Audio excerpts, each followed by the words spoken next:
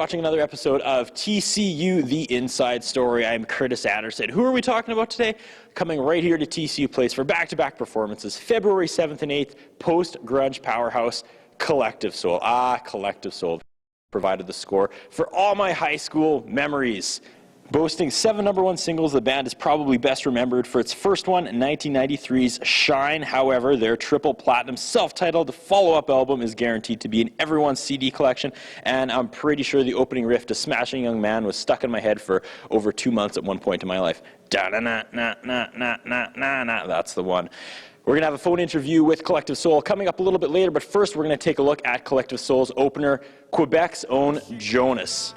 Nominated for Best New Artist and Best Rock Album at the 2007 Juno Awards, which were of course right here in Saskatoon, Saskatchewan. The big story for Jonas in 2007 was seconds before he walked out on stage to headline a big performance at the Bell Centre, he inked a worldwide deal with Warner Music. You know, how un-rock and roll would it be to not be rock and roll?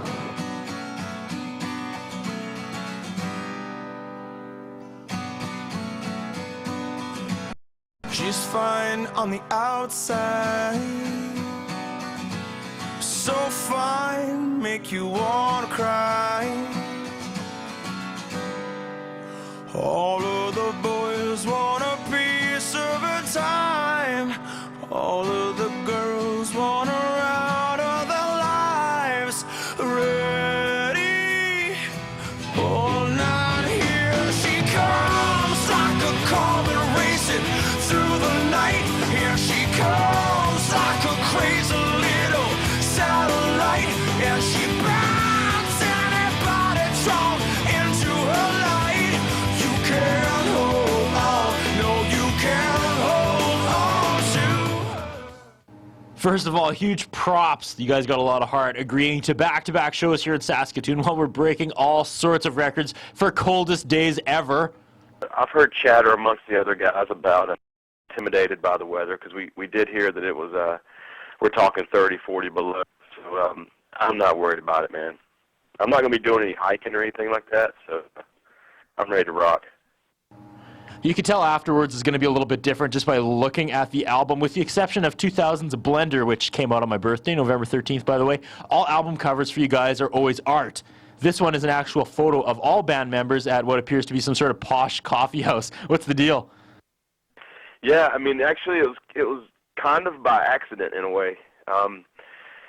We were there at a Cafe Metro, I believe, in Atlanta, taking a break from a photo shoot. It was kind of like the afternoon break, and then the photographer was like, "Well, let me take some shots here," and he lined us up, and then he had us take the shot with the bowls, and actually the shot that ends up being the cover, you can see Dean talking to everybody. He's like, "This is stupid," or something. He was honestly saying something like that.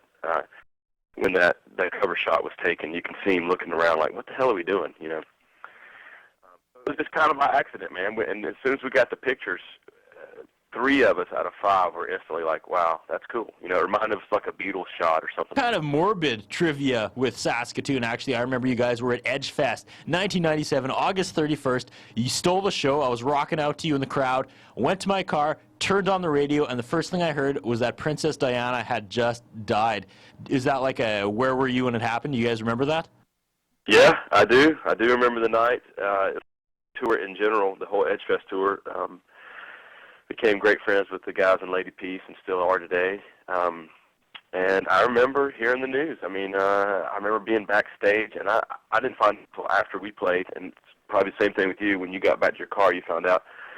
And, it's just like one of those things where you kind of always remember where you were that night. And I remember being backstage, walking around with a friend of ours, and just kind of being like, wow, kind of a shock, and definitely something that kind of broke your heart, because she was a very positive force in the world. All right, you guys are going to rock TCU Place the 7th and 8th. What's after that for Collective Soul?